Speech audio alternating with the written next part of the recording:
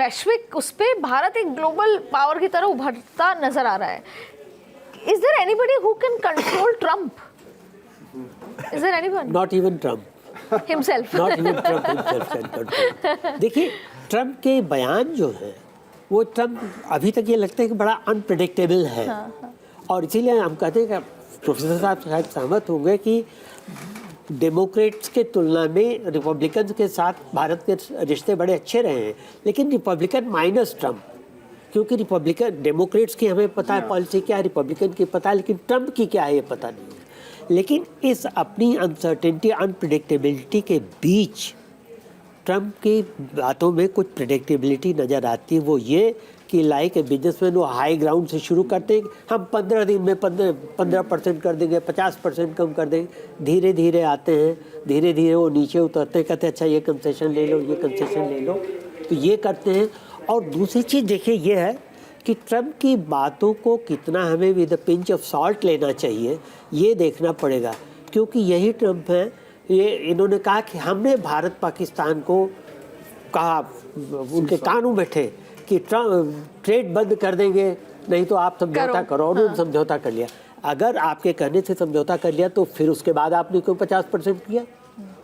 अगर आपकी बात सही है कि हमने समझौता आपके कहने से किया, तो फिर आपने यही तो बात है। मैं इसमें थोड़ा सा एक जोड़ दूं। त्रिपाठी जी ने सही कहा। देखिए, ट्रम्प के साथ पॉजिटिव बात यह है कि ट्रम्प को आप डील कर सकते हैं, और वो डील वैसे हो सकता है जैसे सरोजनी नगर में एक आइटम खरीदने में आप डील करते हैं। 350 से शुरू होता है, 150 पे डील खत्म होता है, लेकिन आपको पेशेंस चाहिए। 350 से 150 का जो 200 का दबने का, नीचे आने का जो सफ़र है वो बड़ा ट्रॉमेटिक है। बहुत ग्राहक उसको नहीं झेल पाते हैं, तो बहुत देश नहीं झेल पाएंगे, तो उनको पेशेंस रखना होगा। नंबर 2, अमेरिका ने जो ऑपरेशन सिंदूर के दौरान एक हॉकी शुरू इंडिया के खिलाफ अपनाया, उसको आप अंदर से समझिए। पब्लिक में जो बातें आती हैं वो सही नहीं है। मूल बात यह है कि अमेरिका के बहुत सारे लड़ाकू विमान पाकिस्तान के हवाई अड्डों पर, खास करके नूर खान एयरबेस पर था, और हमारे ब्रह्मोस ने उसको हमला करके तोड़ा है। तो अमेरिका को लगा कि हमारा सारा जो एसेट है, स्ट्रेटेजिक एसेट जो हम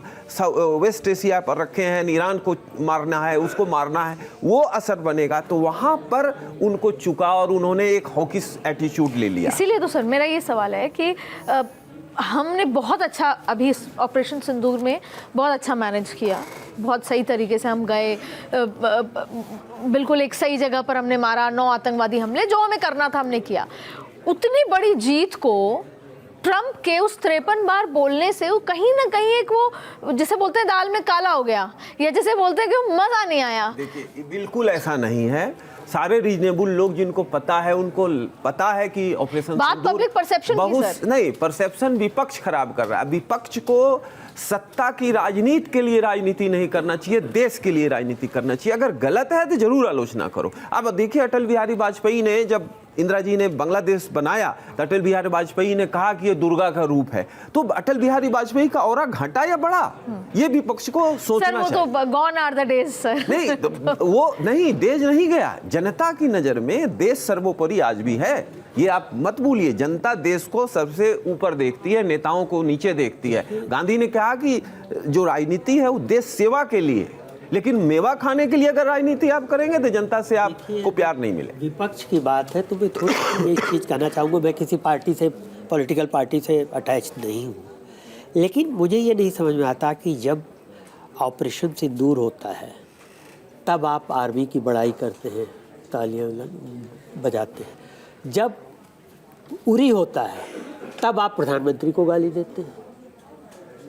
भाई, या तो आप सेना की को बड़ाई भी कीजिए और जहाँ सेना की असफलता है वहाँ भी बताइए, या तो आप प्रधानमंत्री की को असफलता पे गाली दीजिए तो सफलता भी उनके नाम कीजिए।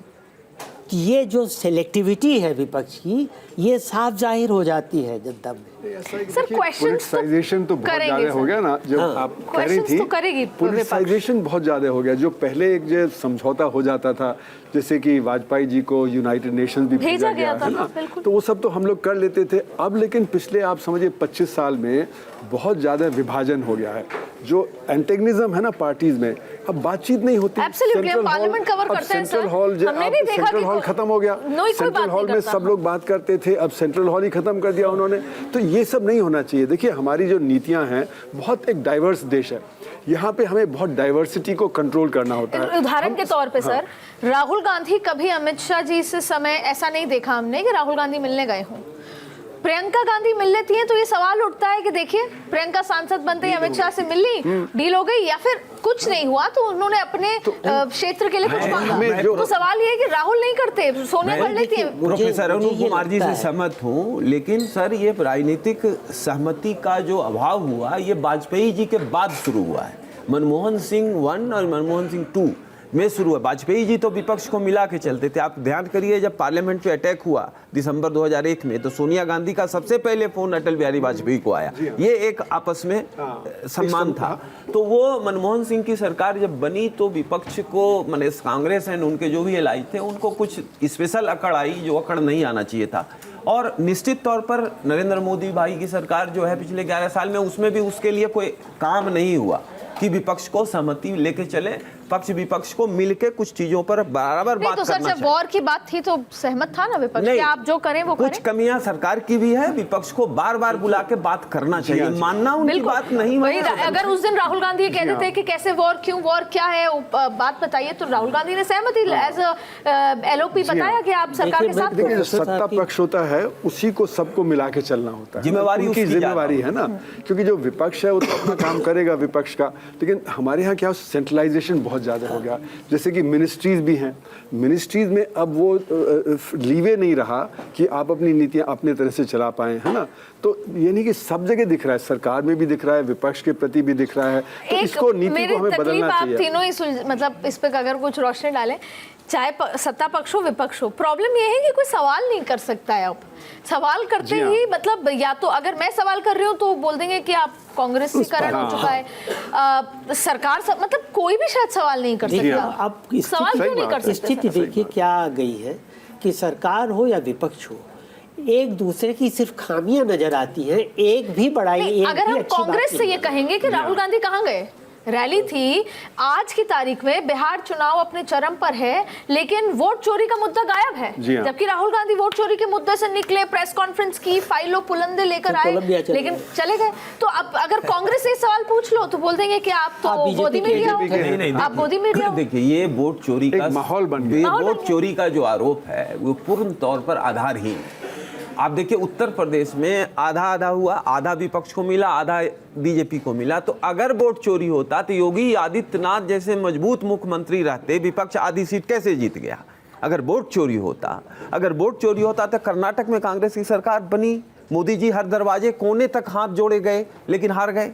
तो वोट चोरी नहीं होता है, जनता का वोट है। ये चीज जो है विपक्ष को समझना चाहिए, सरकार को समझना चाहिए कि पावर जब आता है। मुझे लगता है इसमें सीईसी इलेक्शन कमिश्नर जो हैं उनका रोल भी इम्पोर्टेंट है। देखिए वोट चोरी होता ही नहीं होता, सब इलेक्ट्रॉनिक है। ऐसा तो है नहीं कि बैलेट उठा के ले जाए। मैं बिहार गई थी तो मैंने किसी से पूछा वोट चोरी, तो उन्होंने कहा कि आपको पता क्या है वोट चोरी? वोट चोरी हमने देखी है, जब बैलेट हमारे आंखों के सामने से उड़ जाते थे।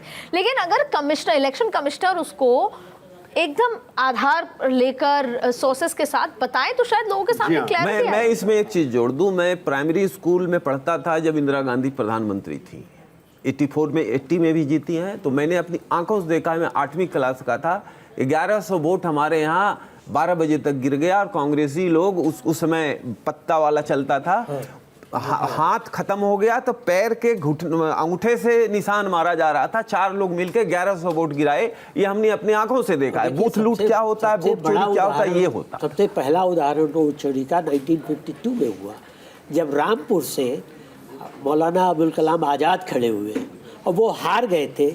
इलेक्शन का रिजल्ट डिक्लेयर हो गया था।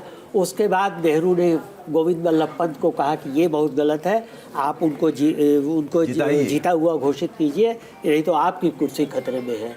और डीएम को ये कहा गया और बाद में डीएम ने उनको जीता हुआ दे दिया। जो पहले हुआ सो हुआ, लेकिन आज तो नहीं होना चाहिए क्योंकि आज जनता जागरूक है।